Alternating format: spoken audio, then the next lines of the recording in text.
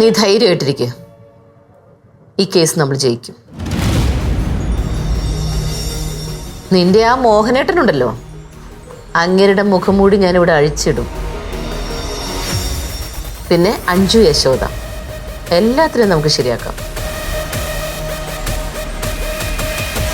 ആ അഞ്ജു ആണ് ഇവളെ ഏറ്റവും കൂടുതൽ ദ്രോഹിക്കുന്നത്.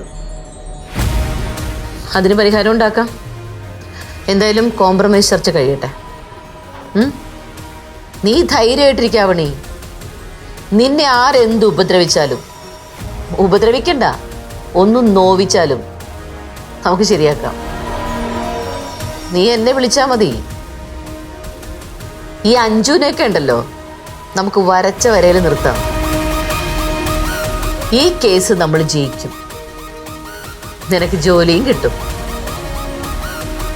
പിന്നെ രഘു, നിന്റെ ബയോളജിക്കൽ ഫാദർ, ആ പ്രശ്നവും നമ്മൾ പരിഹരിക്കും.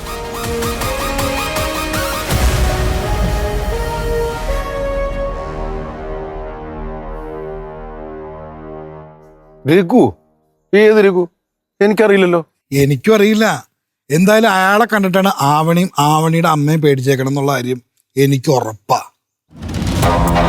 ഇയാളുടെ ഫോട്ടോ വല്ലതും ഉണ്ടോ? ഫോട്ടോ ഒന്നും എൻ്റെ കയ്യിലൊന്നുമില്ല. ഇടയ്ക്ക് ഈ പ്രകാശിന്റെ കൂടെ തന്നെയാണ്. പ്രകാശിന്റെ ഫ്രണ്ടാ.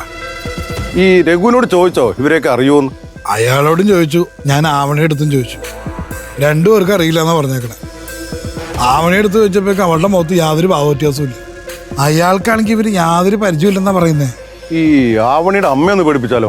ആവണിയുടെ അമ്മയൊക്കെ എപ്പോഴേ പോയി. പോയോ? ആ പോയി. അതാണ് എനിക്ക് ഇത്രയും സംശയം. ഈ രഘു കാണാതെയാണോ ഇവരെ പാക്ക് ചെയ്തതെന്നാണ് എൻ്റെ ഇപ്പോഴത്തെ ഒരു സംശയം.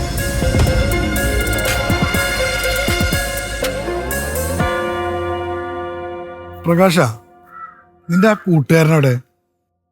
കൂട്ടുകാരനാ? ഏത് കൂട്ടുകാരൻ? ഇന്നലെ വന്നില്ല ഒരാള്? ആ, രഘുച്ചേട്ടൻ. പുള്ളി വരും. പുള്ളി എൻ്റെ കൂട്ടുകാരനൊന്നുമല്ല, ഒരു സ്ഥലക്കച്ചവടമായിട്ട് പരിചയപ്പെട്ടതാ. ഈ രഘുച്ചേട്ടന്റെ സ്ഥലം എവിടെ പ്രകാശ? പുള്ളിയുടെ പാലക്കാട്. ഈ പാലക്കാട് ഭാഗത്തുള്ള സ്ഥലം കച്ചവടം ചെയ്യാൻ എറണാകുളത്തുള്ള പ്രകാശിനെ തേടി വന്നാ? വക്കീലിന് ഇപ്പൊ എൻ്റെ റേഞ്ച് മനസ്സിലായില്ലേ? എന്നാ നീ രഘുച്ചേട്ടൻ വരുമ്പോഴേ എന്നെ ഒന്ന് പരിചയപ്പെടുത്തുക. ഈ പാലക്കാട് നല്ല സ്ഥലമാണെന്ന് കേട്ടിട്ടുണ്ട്. എനിക്കവിടെ കുറച്ച് സ്ഥലം മേടിക്കാൻ താല്പര്യമുണ്ട്. വക്കീൽ ഇവിടെ കുറച്ച് സ്ഥലം കണ്ടിട്ടേ വാങ്ങാന്ന് പറഞ്ഞതല്ലേ? ഒന്നും വാങ്ങിച്ചില്ലല്ലോ. ആദ്യം അത് വാങ്ങും, എന്നിട്ട് മതി പാലക്കാട്.